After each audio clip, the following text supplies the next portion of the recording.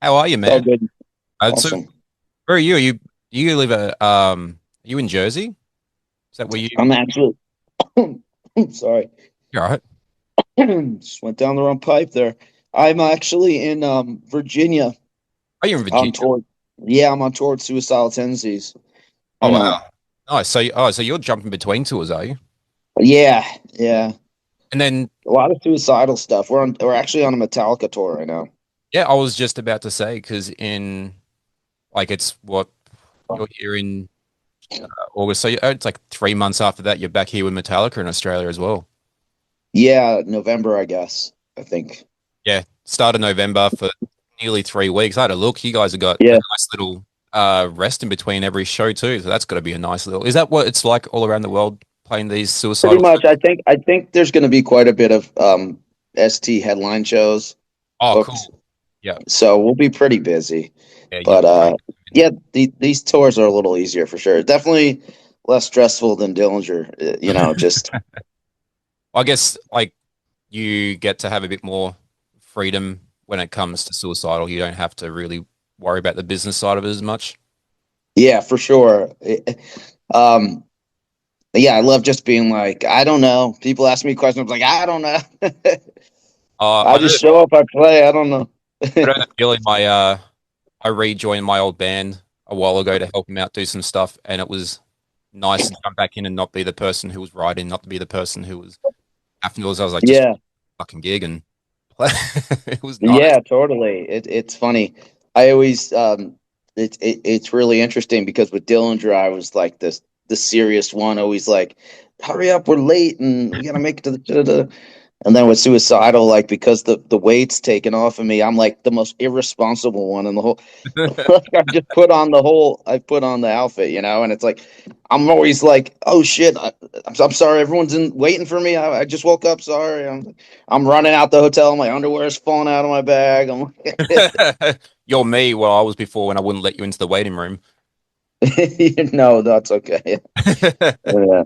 Oh man. All right. Well, look. So it should be about 3 months, just under 3 months from you guys actually getting here with this Dillinger show. Which, man, like, if we look back, it just under a year ago, I think it was. Was it just under a year? No, it was more than that. When you guys announced that you were bringing Dimitri back and all this was happening, Uh-huh. I can promise you now. And we all chatted about it here in Australia. No fucking way we would have ever thought you guys were going to bring that here. Was was international touring even on the cards when you first spoke to Dimitri about this, or was it just the anniversary shows? No, I mean, it was kind of like, I mean, as far as like the anniversary shows go, um, it was kind of similar to the last Dillinger shows in 2017, where like we kind of put a show on sale and didn't know, like we knew it would like sell out eventually, type of thing, or um, and like we kind of had an open, we did it on a weekend where the next day was free in case it sold out quickly, and we wanted to do another one.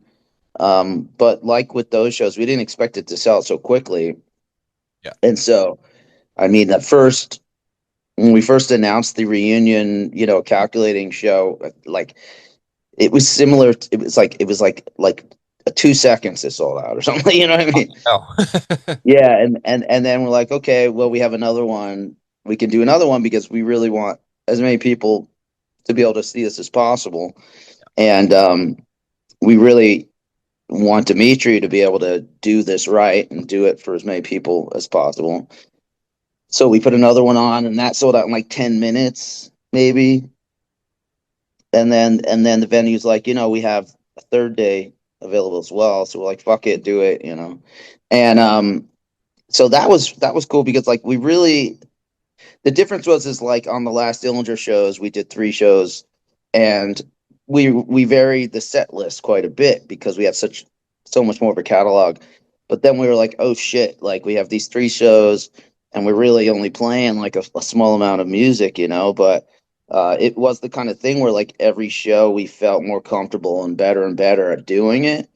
And So it was kind of like a blessing that we were able to do more than the one show.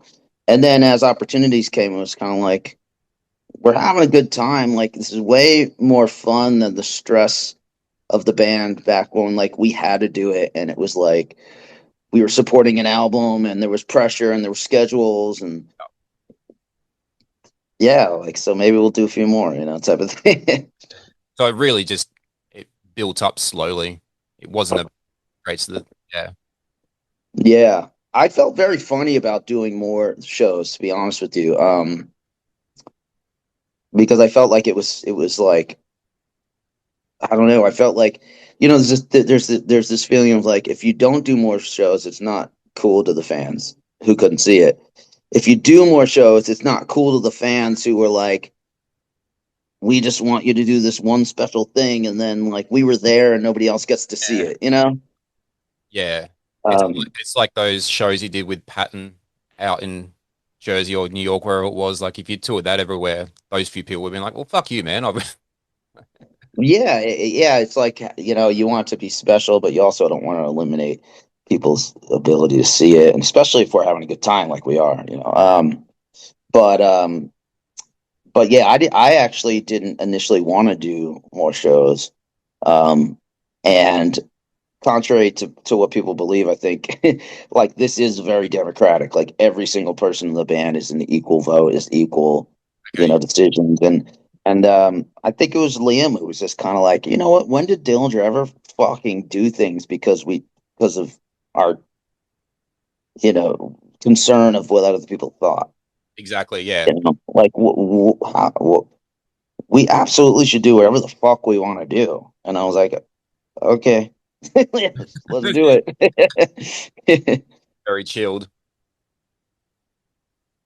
So, like you talk about, you know, going back into it and not sure how you want to go about it. Like jumping back in after 6, 7 years. I mean, you've been on stage, but not with Dillinger. Jumping back on with Dillinger and Dimitri, of course. Like, was that daunting jumping back on stage, or did it really just feel like you were back 20 years ago?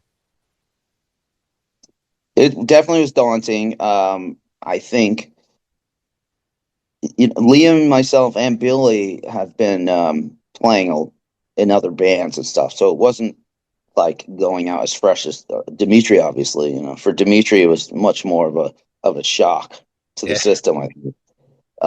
But first, like trying to play those songs was definitely a rude awakening. Mm. That those songs were very difficult to play. Dillinger in general is very difficult to play comparatively to what we were doing. And yeah, my hands did not work. My hands just didn't play the stuff. And um, so yeah, it was very, very freaky a little bit at first. I'm like, I don't see myself. I was nowhere close to being able to play that stuff when I first tried. Yeah. And these shows, getting ready for these shows, sort of made me enjoy playing guitar again. So it was like, oh, I have to practice. I have to, work on this. Yeah. It brings you back to being a teenager, learning guitar But again. Yeah. definitely. You're right though, man. I don't consider myself an amazing guitarist. I'm not shit, but I've tried to learn some of your stuff. I remember picking out what I thought might have been the easiest parts to learn. Nope. Like, Well, like, yeah, I mean, I don't think if it wasn't my music, I probably wouldn't have been able to do it either. And honestly, you'd be surprised. It's probably easier than you think, if you take it piece by piece. But that's what it was. It was like I remember sitting there being like, there is a pattern. If you break this down, it's just you need to yeah, know the pattern. And exactly. Yeah. And I do sometimes, I was listening to the stuff and I'm just like, fuck, even like some of the later stuff, I was just listening to Dillinger stuff to get ready for this. And I was like, what the fuck am I doing? I don't even know that's what I was gonna ask. Like, did you have what's going on here. Well, why did, who would want to listen to this? yeah, like who the fuck wrote this? So It you was like the crazy. Yeah. little intricate bits like took a while to figure out. Yeah. For calculating, man, I feel like it was more just getting my hands to work like that again. I had to change the way I played for Suicidal too. When I started playing Suicidal Tendencies, was a very different kind of playing, a lot more rhythm, thrashy type stuff and punk type stuff. Um, and I had to kind of reverse and go back to the Dillinger way for this, learn that again. Two different ballparks there. That's for sure. Yeah, And so for the actual tour down here, you've got the band Horror coming out with you. Have you guys played yeah, before? we have. We took them on a tour in the UK many years ago, and actually, Billy, our drummer, plays in Horror as well. Oh, He really? plays drum. Yeah, he's playing for Horror. So, And that's news to me. it, That's fucking awesome. yeah. And Brandon, who was in Horror originally, ended up being in Suicidal Tendencies with me for a while. So it's an interesting Yeah, I little think that's a incestuous thing. universal band thing where just every little nook has its own little ancestral thing going on. Yeah. Because I mean, they're definitely their own kind of thin horror. Like it's going to be really cool to see. Like it's cool that you bring them down because it's going to be great. But then to be able to get down, I don't think they've played here before. I don't think they've played there before now. No. So what? Billy's doing two sets. But yeah, Dude's a machine. double duty. Dude's a Double machine. duty. Double duty. So like the tour focuses on calculating infinity.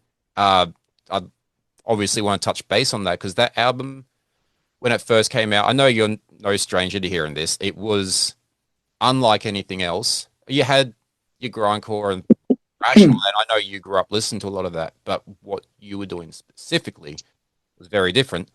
Uh, you said before that a lot of things contribute to what ultimately, formed what was quintessential Dillinger. Influences, happy accents, all that kind of stuff. Could you listen back then and say, like, when calculating first came out? Sorry, I can't get my words out. Okay, I'm choking on my own coffee. Teamwork. Yeah. um, so Yeah. yeah, no. What I'm trying to say is, when calculating first came out, was that at the point where you were able to look back when it came out and say, "Yep, this is what Dillinger is going to be," or was it more of a process after that? Um, Man, it's a really good question. I never really got asked that question that way. I mean, definitely we had, like myself and the guys in the band, like our drummer Chris and myself, who were like the main writing guys. We had listened to so much metal and so much technical metal and stuff like that that by the time we did Dillinger, we were kind of not burnt out on it, but we weren't really hearing anything that original or anything that new. Yeah, And things like fast double bass and things like that were sounding a little more just physical than artistic. yeah, yeah, And sorry, yeah. yeah. My doorbell thing. Someone's at my house ringing the doorbell. So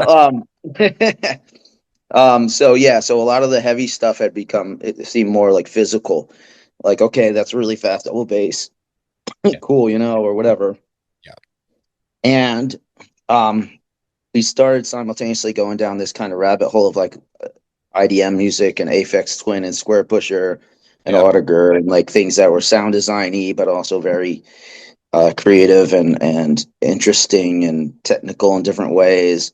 And also listening to a lot of fusion music like Mahavishnu Orchestra, which was more of the 70s type stuff that was influenced by different cultures and Eastern cultures and things like that. And then King Crimson and all that stuff. And so um, I think Dillinger was kind of like us saying, all right, we like the punk and hardcore scene because there's a DIY uh, ethic to it, and there's an ability for us to do what we do without any gatekeepers. And then we loved our metal background and things like that, but we also, the extremity of it wasn't as extreme anymore. And then we wanted to push ourselves musically. So it was really this combination of all that, plus being extremely like competitive and wanting to just blow every other band out of the water that was doing anything remotely like that. yeah, Uh, we were like, so it was just a combination of things, being young and ambitious and stuff. yeah. That makes sense. Like, and Yeah. So you talk about when we talk about the sound of the band, the disjointedness and all that, which obviously a lot of that would, I'm guessing from what you just said, comes from the EDM electronic side, Apex Twin, all that kind of stuff. I like so as like I'm a guitarist, as I've said before, and I also share a fun trait with you, which is ADHD. I know you also Yeah. have that. It's fun. It has its advantages, but I was thinking about it in my head while I was trying to think about like the music. It's yeah. like I've heard you talk about in the past how your brain deals with writing and that, you if you start something, you just want to keep going. You can Mm, go away from something and can just wake up and go straight back to it. yeah.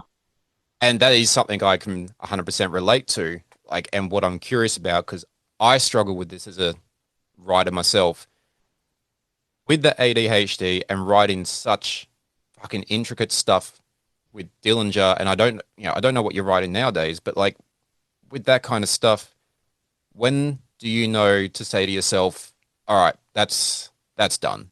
Like, because it feels like he could spend years working on one Dillinger song. When the fuck does Ben Wyman go, that's done, save? Yeah, I mean, pretty much when the deadline's there. That's the only reason we always had to have a date, a recording date, Yeah. like a studio date. I think if we were doing our fully just recording our own albums, it would be pretty bad because we just never finish. But Yeah. having some dead, I have to have deadlines. Yeah. Um, and no song is. I think any true artist with any song or any piece of art, it's like you don't finish anything, you just abandon it, you know? That's a really good way to put that, man. Yeah. And then at a certain point, but I will say that we were always working on the first song all the way up until the last song. Like, we were still working on the first song we started with at the end of the writing cycle. We just Yeah. kept evolving and things. And that's probably why our music was so crazy because we just, as soon as we got desensitized to the craziness of it, we wanted to push it farther and farther and farther just for our own enjoyment. Yeah. Yeah. And so it was that kind of thing, I think.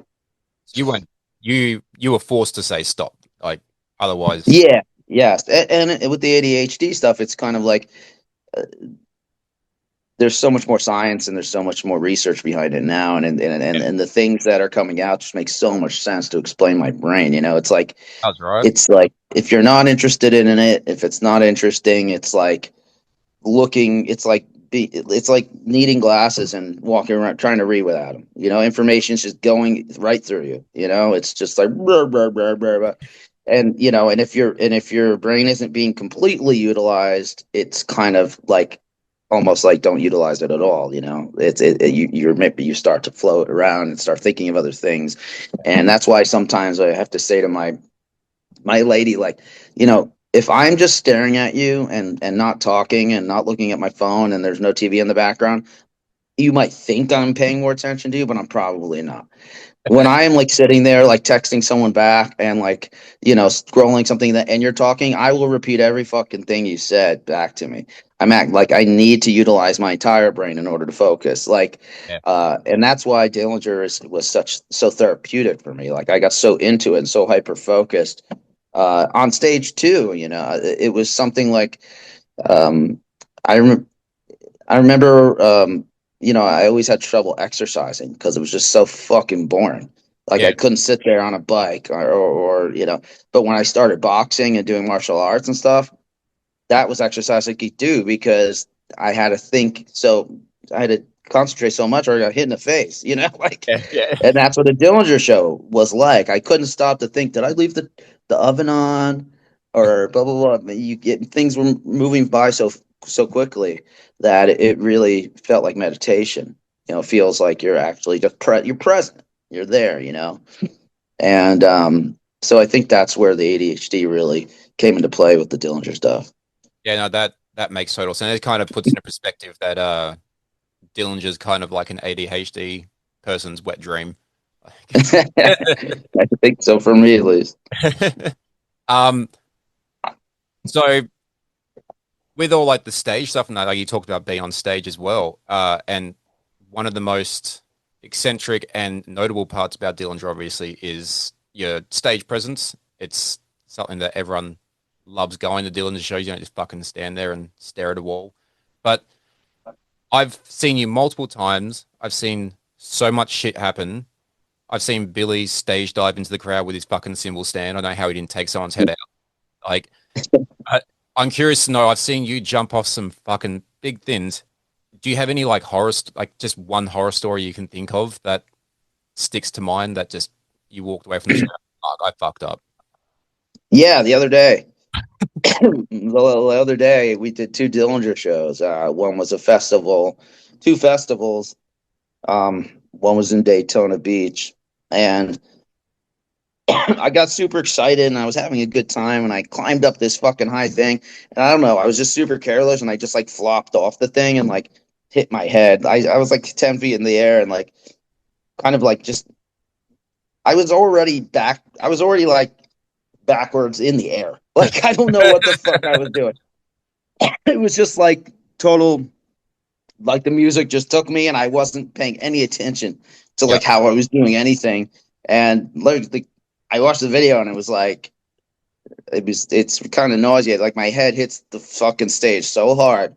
Like it's like, man, it's one of those things where I'm like, man, I have kids and like fuck, what is wrong with me? Like Yeah. I could have not walked away from that, you know, for sure. I genuinely actually, and I was wondering if you were going to bring it up, but that I watched that video last night. I know the video you're talking about. It's from 2 weeks ago at a festival. Yeah. You climbed up the side of the rail thing and just I watched you come off. I was like, fucking hell, he did not stick that landing. No, it was just like really careless. It was just like I was just like, what the fuck am I doing? You know, like I just it was just one of those things where like just not even present in the play, just fully just like I don't even fucking care. The music started and I just flopped off the fucking thing. I don't give a fuck. Like I just didn't care. I had no care for anything, you know, and that's how it is sometimes. Yeah. With that music, I just don't care. I don't think about the consequences. You know, I don't think about the ending. I just like, and that's what the band has been really since the beginning. It was always kind of like an ask for forgiveness, not permission. Yeah. Yeah. You know, and sometimes physically you got to ask your body for forgiveness, not permission, you know, because like I've just done some stupid shit, you know, but like part of Dillinger was also the adrenaline of the music being like, you know, this is a band that like I will smash my head on the stage and immediately fucking start headbanging and get right back into it, you know, and because that's what this music does to me, you know, it's kind of supernatural in a way. It's just I know, yeah. I think the crowd feels it as well. Like it's you're not alone there. yeah, I'm sure you know how it is when you're into what you're doing and it's just the adrenaline hits. Man, I wish I had more time, man, because I've got a million other questions. I wanted to ask you about your score writing. I wanted to ask you about future plans and that. So I'm gonna end on a question that I want to ask. It's a very quick. Yeah, please. And I feel like I know where the answer's going. But is Giraffe Tongue Orchestra still alive? Oh man, that's such a good kind. Not really. No. You know, I think a lot, like most of us have discussed doing music again together. Yeah, it was really just so hard because everyone was so busy. Yeah. And there were so many personalities and so many elements. But I've been getting a lot of, I think because of Brent not being in Mastodon anymore, I'm getting a lot of these questions. Of course, yeah. About, like, it sounds like a good time to go do some Giraffe Tongue, you know? Just because Brent's not busy doesn't mean. No, yeah, like Brent got some time on his hands maybe now. You guys should do some music. But yeah, it might happen. It might happen. You know, I don't know. Oh, man. But like, I will say Giraffe Tongue was like really an important thing for me because I never put anything out that wasn't Dillinger in my entire life, you know, since I was a young man, you know, like Dillinger, I was a kid, you know, and so it was really important for me just to get something out that was not Dillinger. And I was really happy. And it took a really long time to do it, like obstacle after obstacle after obstacle. And I was like really happy to get it out. But it was hard. I mean, William had his agenda. Who's William Duvall, who's an unbelievable singer Yeah. and just a true pro. Mhm. I mean, this motherfucker's drinking tea all day and whispering, "Hey, but scarf around his neck in the summer and shit." Like, and then me and Brent are like total dirtbags, like just fucking. We don't even warm up. We don't even fucking. Yeah. Um, and it was a real interesting thing, but I think everyone had their own idea of what it would be, and for me, I just want to have fun. So if that can be the case, if we can do something fun again, I would be into it. Oh, that's awesome, man. Man, I appreciate you answering that question so vigilantly as well. I appreciate that. Yeah, no problem, man. And maybe we can do another one if you have more questions. Happy to schedule another time. Oh man, that'd be awesome. Yeah, if we ever get a chance, because yeah, there's so much I could talk to you about, man. You're a gem. So thanks, Oh, man. thanks. I appreciate it. Thank you so much. I appreciate this. We look forward to seeing you in Australia. You have no idea how much Australia's looking forward to this. And then Yeah, we're pumped. we get double Weinman this year, so we look forward to it. Thanks, man. I really appreciate your We time. hanging with you guys. Thanks, man. Have a Have a good day. great day.